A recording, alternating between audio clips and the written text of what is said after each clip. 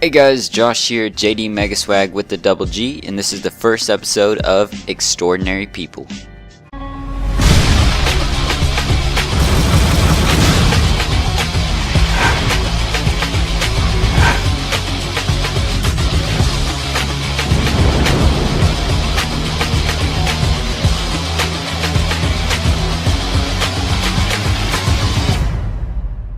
Hey guys, Josh here with the first episode of my Medal of Honor WarFighter series called Extraordinary People, where I tell extraordinary stories about extraordinary people, and I think it's going to be a great series. Today's episode is called 72 Days in the Andes. If you're not following me on Twitter, there's my Twitter, at JDMegaSwagg. Going to be tweeting a lot about my videos, etc.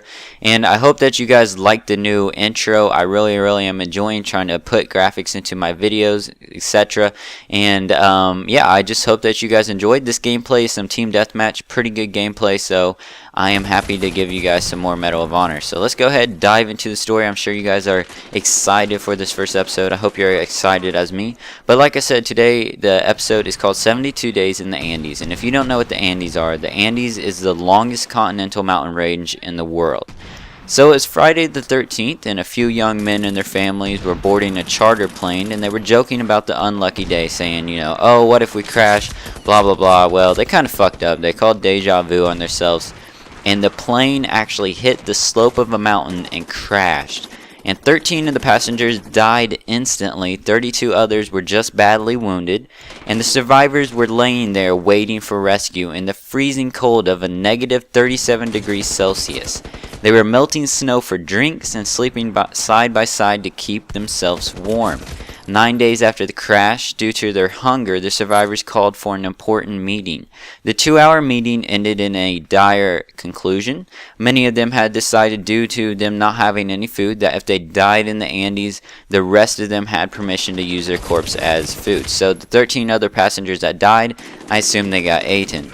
So that's pretty crazy right there. You know, you have to do what you have to do, I guess. I don't know if I could force myself to eat another person's corpse, especially a dead one, and I don't know. It would be hard, so I assume that they probably were pretty hungry. So after 2 weeks, they found out via their radio that the rescue effort was called off. They found out that they were no longer being looked for, which I'm sure freaking scared half of them. I know if I got lost and I heard that they were not looking for me anymore, I would be like, oh shit, what am I gonna do? And that was just 2 weeks after they crashed.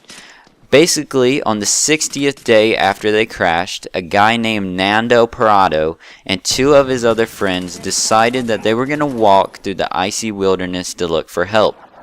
Now, it was extremely cold, the winds, the water, it was a huge hike. They were wearing 3 pairs of jeans, 3 sweaters over a polo shirt, and him and his friends hiked the mountains with human flesh as their rations, which is pretty crazy. That's some intense shit right there. You know, this guy, Nando Parado, I'm going to give you props because you took it upon yourself to make a team and to hike across the mountains and find help, because you figured if you didn't die trying to get help, you probably were going to die anyways. So they were probably running out of dead bodies to eat. So he hiked across the mountains to go look for help. The team endured frozen snow, exhaustion, and starvation. They walked and climbed for 10 days before finding their way to the bottom of the mountain. The team was finally helped by a farmer who called the police for help. After the police arrived, the guy that created the team, Parado, then guided the rescue team with a helicopter to the crash site, and on the 22nd of November 1972, after enduring 72 brutal days, the world found out that there were 16 survivors who cheated death in the mountains of the Andes. Now, I know you're saying 16 survivors. Josh, I thought you said 32 others were, you know, badly wounded and that only 13 died.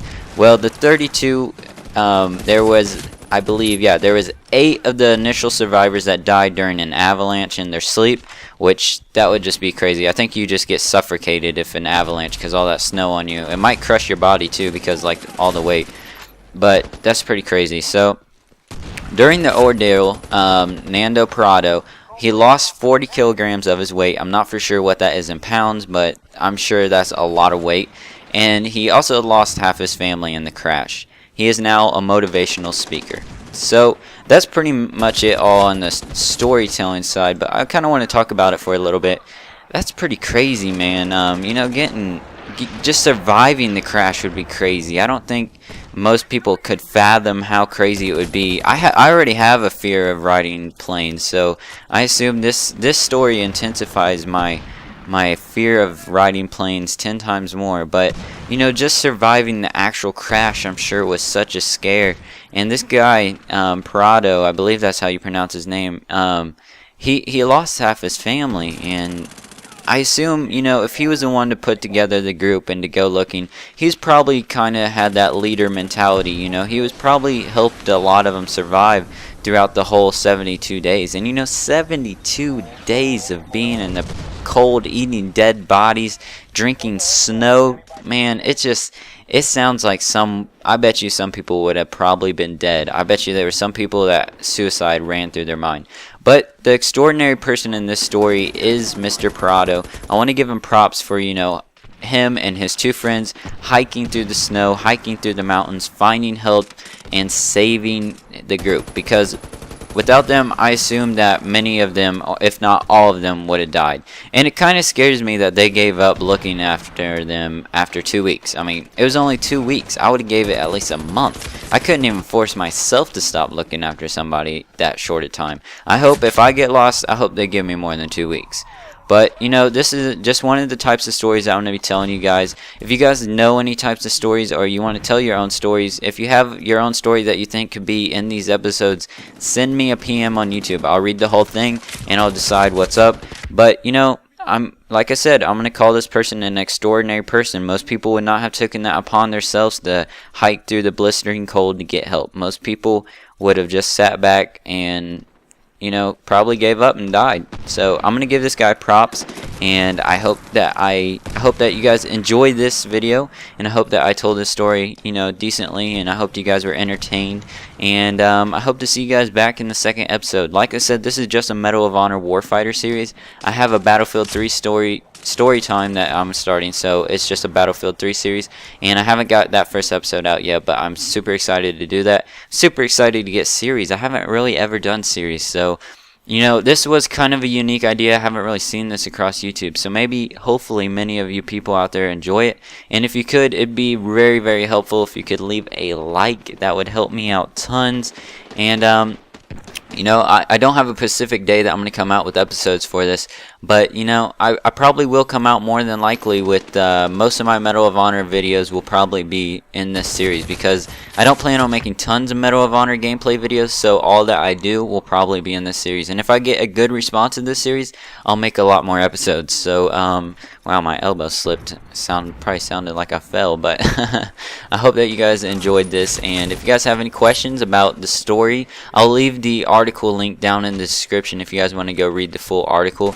And I hope that you guys enjoyed. Like I said, leave a like, follow me on Twitter, and you know, leave some stories of extraordinary people that you found extraordinary. So I hope that you guys enjoyed. Like this video, subscribe, and I will catch you guys on episode 2. Oh yeah, one quick note about this gameplay. I was playing Team Deathmatch, and I had never really played Team Deathmatch on Medal of Honor until this game. So I have to say, you know, Team Deathmatch on this game is not that bad. I feel like they totally redid the maps for Team Deathmatch. So I hope that, you know, you guys like Team Deathmatch, because maybe you might get a lot more gameplay.